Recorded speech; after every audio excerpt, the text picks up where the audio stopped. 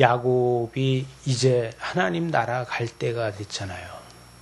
하나님 나라 갈 때가 돼서 야곱이 하나님 나라가 갈 때 됐다는 걸 어떤 사람이 요셉에게 말하기를 내 아버지가 병들었다 이렇게 이야기하고 있어요. 그죠? 근데 성경은 참 겸손하게 썼구나 이렇게 생각할 수 있어요.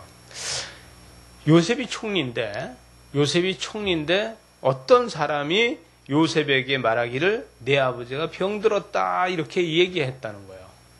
근데 이게 말 되느냐는 거죠. 신학자들은 이렇게 얘기합니다. 요셉이 총리라서 요셉이 업무가 바쁘다 보니까 요셉하고 이 야곱 사이에 야곱을 가서 시중 들게 하고 야곱을 가서 지켜줄 수 있는 사람들을 분명히 두지 않았겠냐. 총리의 아버지를 어떤 보호하기 위해서 사람들을 가서 지키게 하지 않았겠느냐. 이렇게 신학자들은 이야기를 합니다. 저는 거기다 한 표 던져요.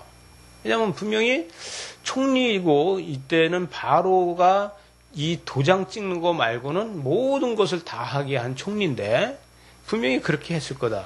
근데 성경의 저자는 뭐라고 했냐면 요셉에게 아버지가 병들었다 함으로 이렇게 하고 있어요. 이 저자는 상당히 그 요셉을 갖다가 총리로다 높이는 것이 아니라 하나님을 높이기 위해서 이 저자는 상당히 노력한 부분이 보여집니다.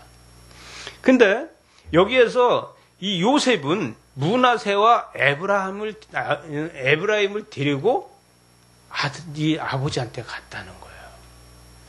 아버지한테 이 므낫세와 에브라임을 데리고 갔더니 어떤 사람이 야곱에게 말하되 내 아들 요셉이 내게 왔다 이렇게 또 하고 있어요. 그죠?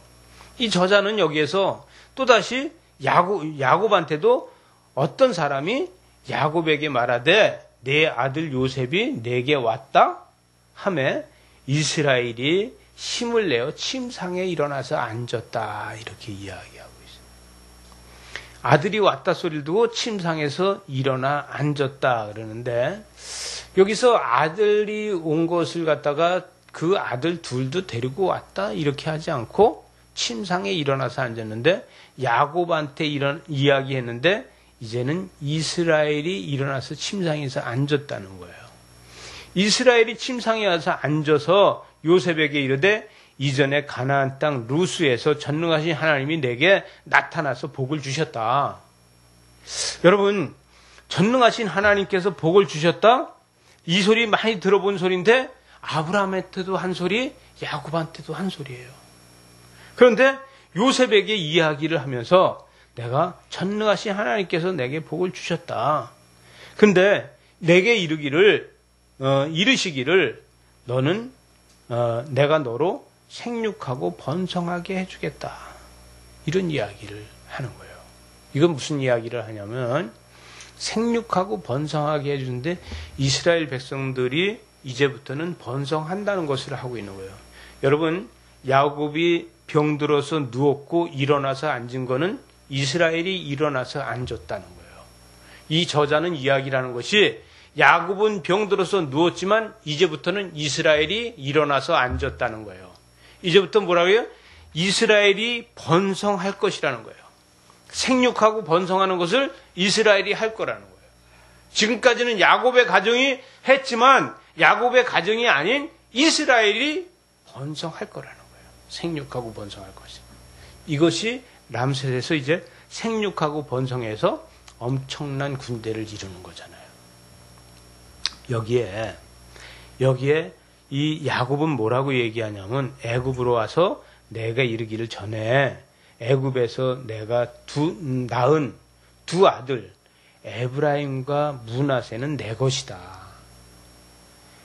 에브라임과 므낫세는 내 것인데 바로 르후벤과 시몬처럼 내 것이 될 것이다.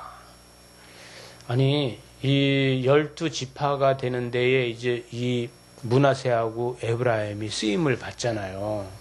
근데 누구든지 자기 아들 둘이 쓰임 받는 게 자기가 쓰임 받는 것보다는 낫죠. 그죠?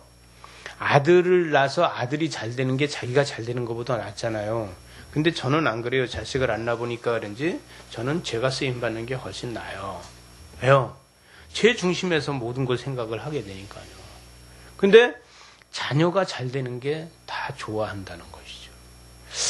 근데 요셉은 여기에서 만약에 제가 요셉이라 그러면 어떤 생각을 할 수 있냐면은 내가 요셉이에요, 아버님. 4분의 반 해야 되니까요. 내가 총리예요. 아니 가나안 땅보다도 더 큰 땅을 내 자손들한테 줄 수 있어요. 내가 가나안 땅보다 훨씬 더 큰 땅도 내가 줄로 재어서 줄 수 있는 능력이 있어요. 이렇게 이야기할 수 있는 거예요. 척박한 가나안 땅보다 기름진 이 애굽 땅을 내가 줄 수 있어요. 근데 그렇지 않았다는 거예요.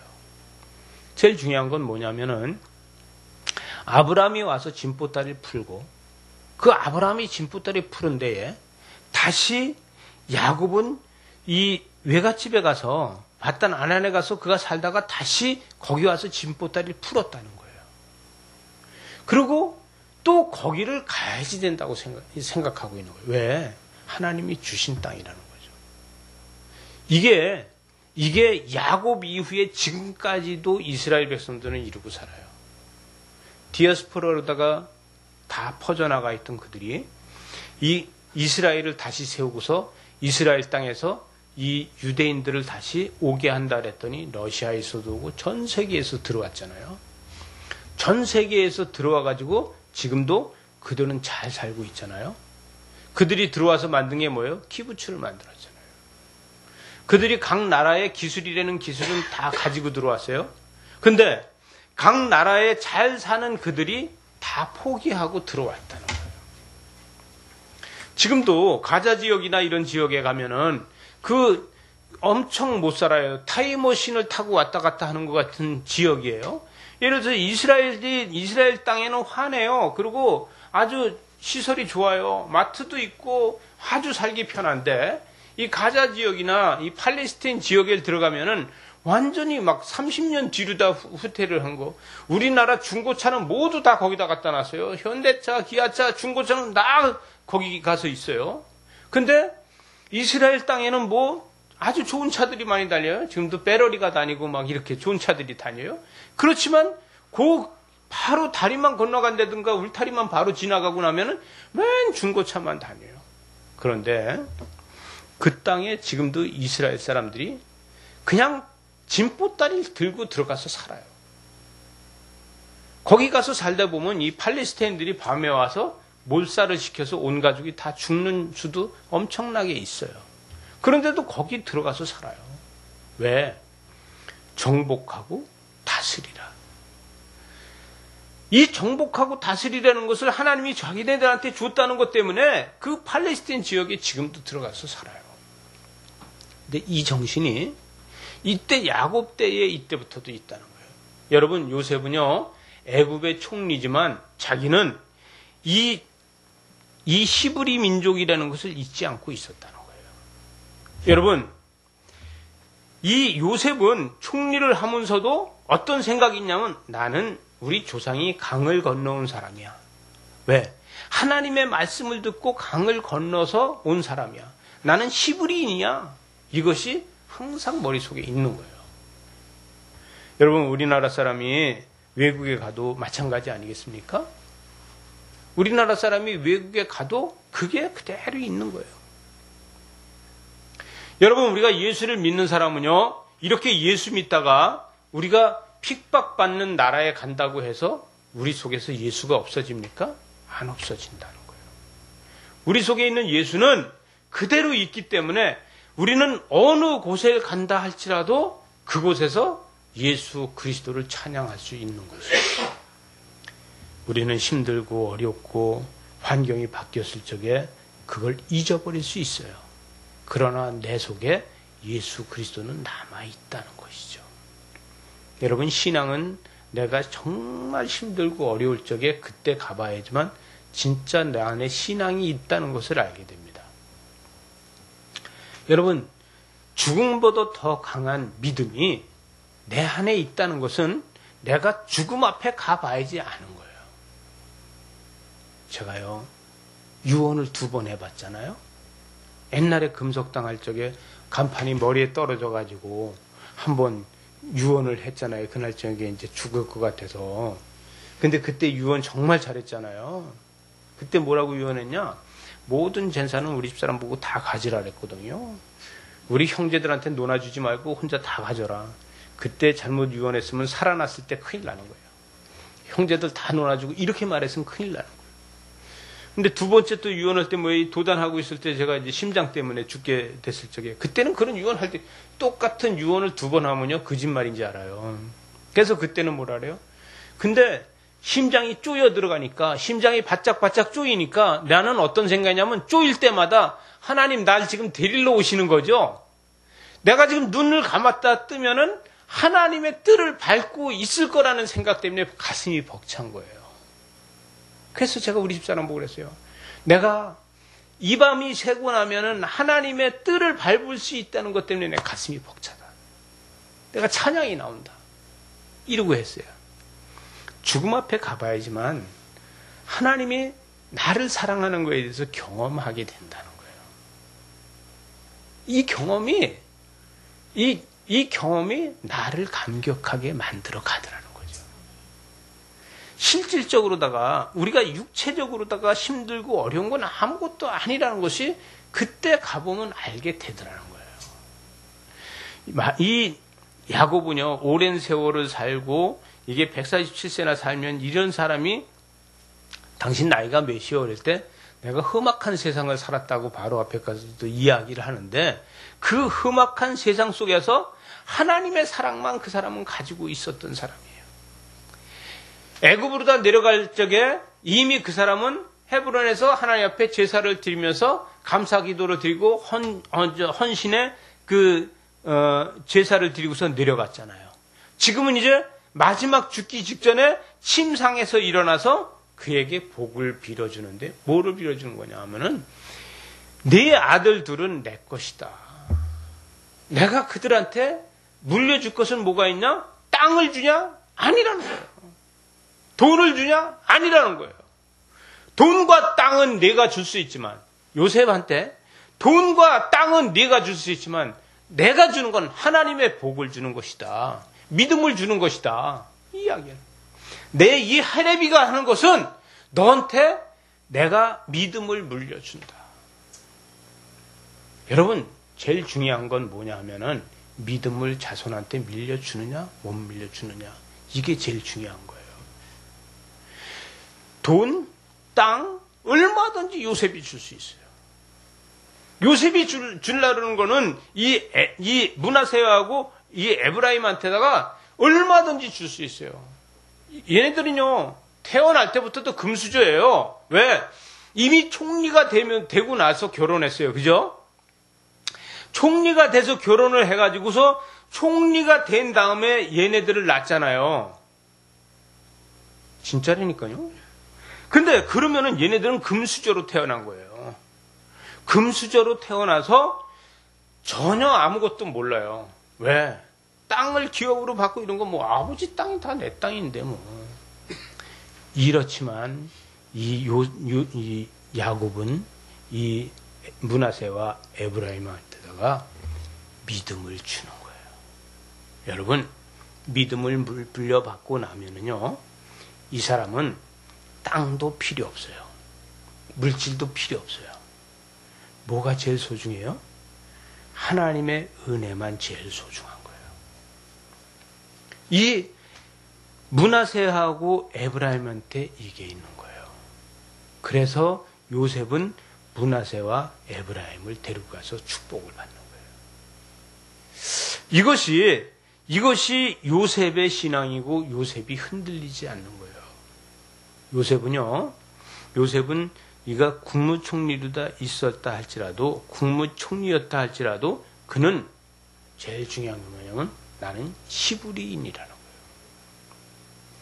여러분, 시브리인이라는 이 긍지가 그들을 민족성을 만들어가는 겁니다. 그 시브리인이라는 이 믿음 하나가 그건 선택받은 사람들이라고 자기네들은 자부심을 가지고 있는 거예요. 어떤 환경과 어떤 어려움이 있다 할지라도 그들은 거기서 변하지 않았어요. 또 그들은 4절에 보니까 내게 이르시되 내가 너로 생육하고 번성하게 하여 내게서 많은 백성이 나게 하고 내가 이 땅을 내 후손에게 주어 영원히 소유로 되게 하리라. 그것이 어느 땅이냐? 가나안 땅이라는 거예요. 그 가나안 땅을 하나님께서 택하여서 주신 땅이라는 거예요. 여러분, 우리는요, 김치찌개, 된장찌개가 맛있지 않아요? 근데 김치찌개, 된장찌개가 그렇게 맛있는 거예요? 그런데 외국 사람들을 보고서는 이걸 진짜 맛있는 건가? 이렇게 할 수 있어요.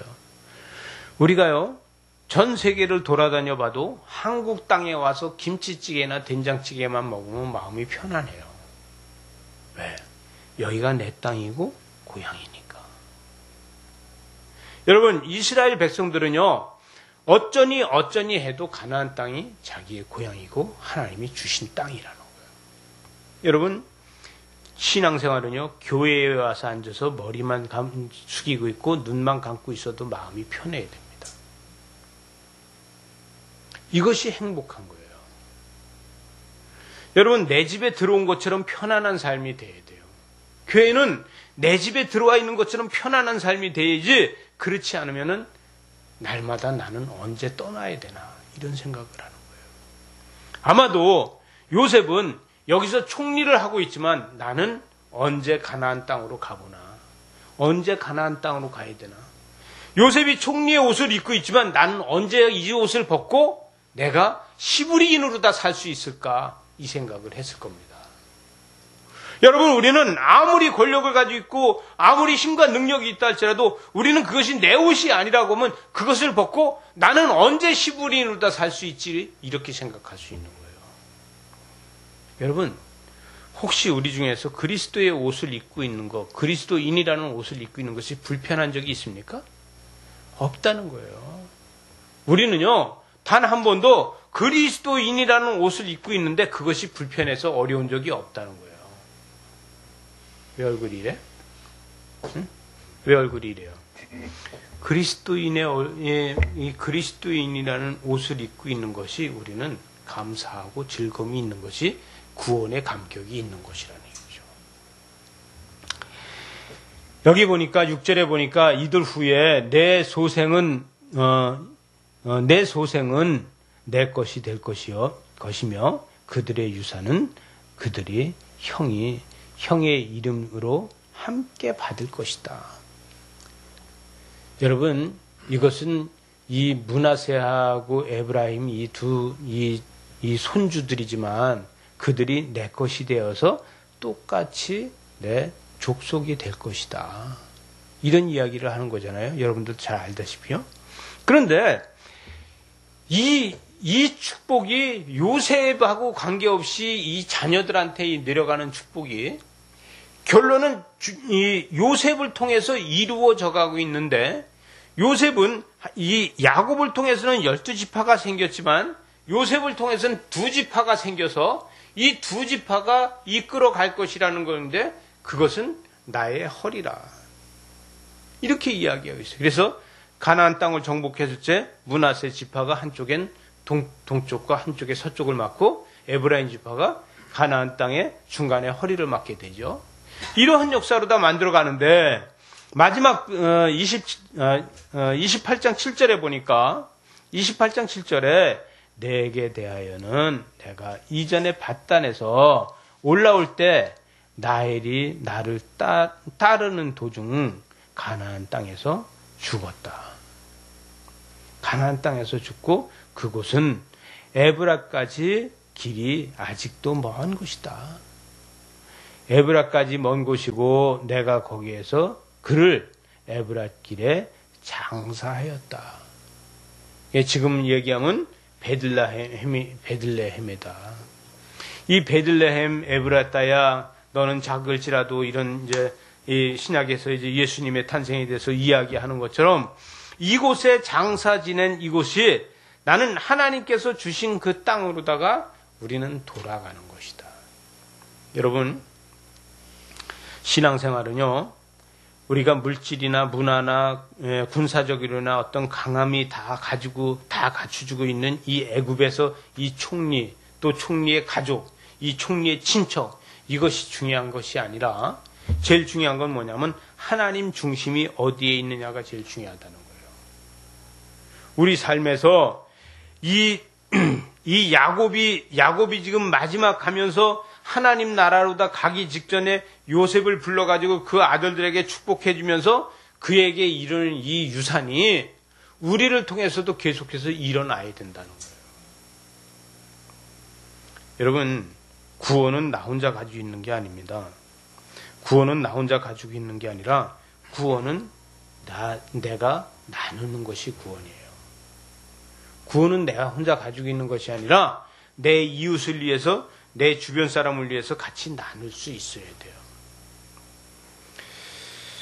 주변에서 어떤 사람들을 보게 되면은 어느 목사님, 어느 교인, 어느 교회 계속해서 이렇게 아주 부정적인 얘기를 많이 하는 이런 요즘 실정이에요. 아니, 어느 교회는 세습을 했다는 등, 어느 목사가 어떻게 했다는 등, 어느 목사가 뭘 잘못했다는 등, 어느 교인 때문에 내가 시험이 들어서 그 교회를 안 나간다는 등, 지금은 이런 불평불만이 참 많은 때예요.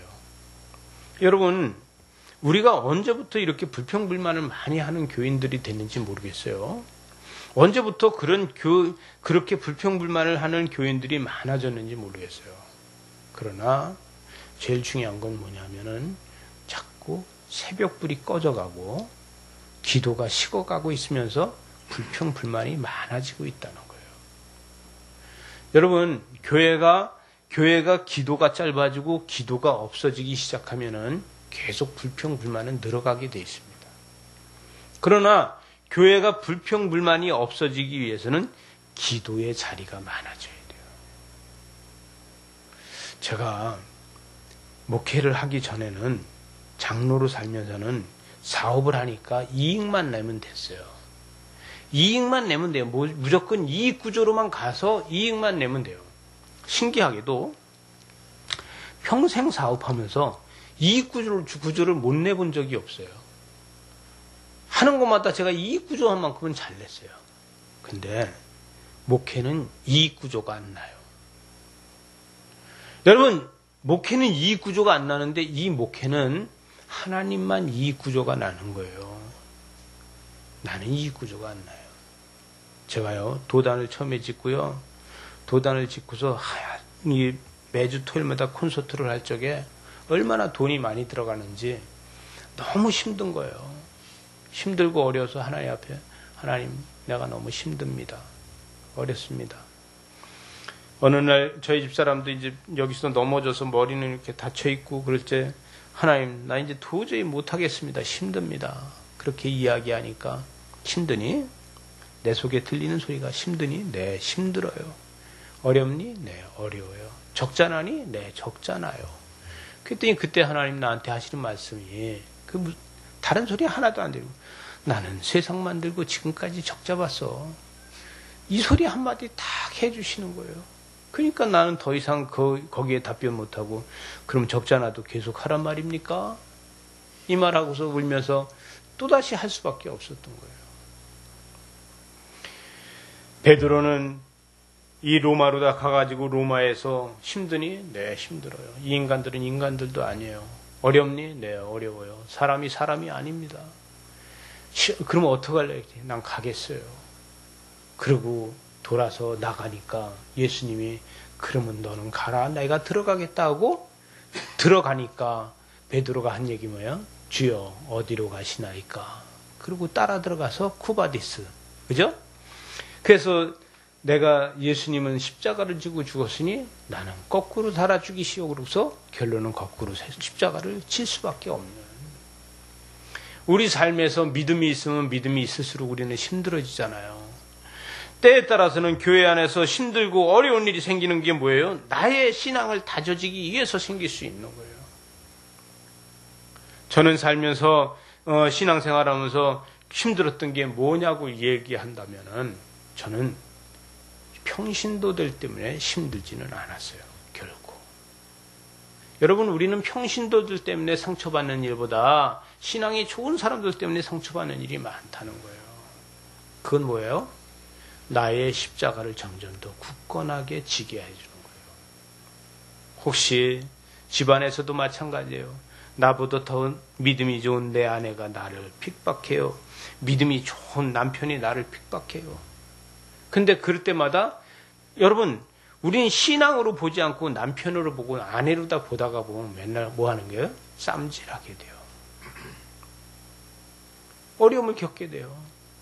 그러나 그것을 내가 믿음으로 보고 영적으로 본다 그러면 감사밖에 나올 게 없는 거예요. 우리 삶에서 날마다 감사가 넘칠 수 있어야 되는데 우리가 감사로 넘치는 건 무엇을 볼 수 있느냐 하면은 믿음의 눈을 떠서 볼 수 있는 거예요. 여러분, 우리가 때에 따라서는 할 말을 다 하고 삽니까? 못하고 사는 게 더 많아요. 그러나 이 야곱처럼 그가 병들어서 할 말이 없을 적에라도 그는 할 수 있는 게 뭐냐면 지금 므낫세와 에브라임한테 축복하는 거예요. 여러분, 우리는 할 말이 없을 때 사람들을 위해서 축복하시기 바랍니다. 우리가 힘들고 어려울 적에 다른 사람, 내 남편, 내 아내를 위해서 축복하는 저와 여러분들 되시기 바랍니다. 내 가족은 내가 축복하지 않으면 누구도 축복해 주지 않습니다. 이러한 저와 여러분들 되시기 바랍니다.